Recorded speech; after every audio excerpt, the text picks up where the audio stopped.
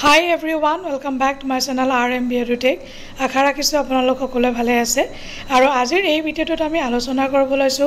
অসম লোকসেৱা আয়োগ Assam public service কমিশনৰ এটা লেটেষ্ট আপডেট আৰু আপডেটটো হৈছে ৰিগাৰ্ডিং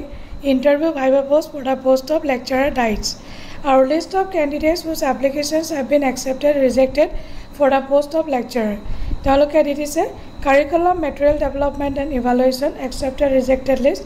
আৰু district resource unit accepted rejected list দিছে আৰু নোটিফিকেশনটো এবাৰ আমি চাই লওঁ কি বুলি দিছে তেওঁলোকে ইয়া নোটিফিকেশনটো হৈছে 5th October 2024 আৰু ইন্টাৰভিউ আছে date of interview viva post reporting time সকলোখিনি দিছে lecturer curriculum material development and evaluation 21 22 আৰু 23 24 25 নটাৰ পৰা তেওঁলোকে দিছে ৰিপৰ্টিং টাইম আৰু DIETs under director of SCRT Assam Next, lecturer district resource unit, diets under directorate of SCRT Assam, 28 October ase 9 bajar reporting time তেওঁলোকে দিছে Kindly note that the candidates appearing for interview or viva post must bring the following testimonials in original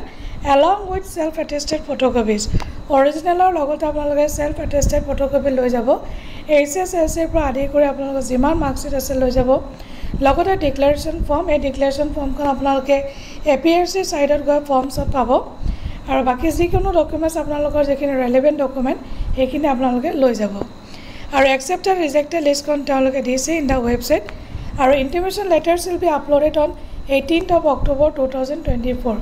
18 তাৰিখে তেওঁলোকে ইনটিমেশন admit card তেওঁলোকে upload কৰিব so এইখিনি আছিল important information যদি ভিডিওটো আপোনালোকে ভাল পাইছে নিশ্চয় এটা লাইক কৰি দিব শেয়াৰ কৰিব নাপাহৰিব লগতে মোৰ চেনেলটো সাবস্ক্ৰাইব কৰিব নাপাহৰিব thank you so much bye bye take care Jai Hind